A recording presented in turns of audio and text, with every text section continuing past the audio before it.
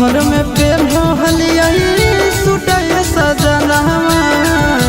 घूमे के सगर हलई छुटय सजनवा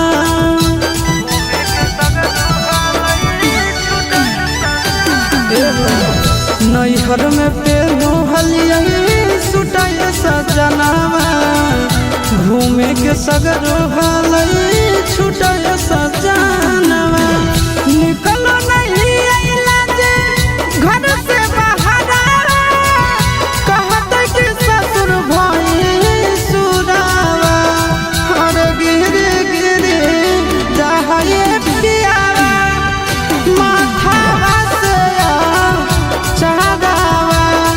और गिरे गिरे जाए हो पियावा माथावा से चढ़ावा।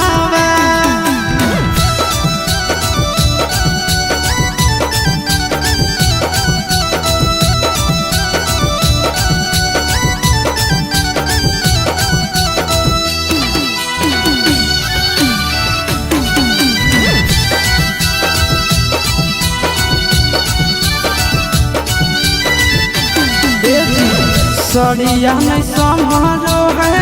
बड़ी है झमेला बात मानो आशीष नंदन नया लगेला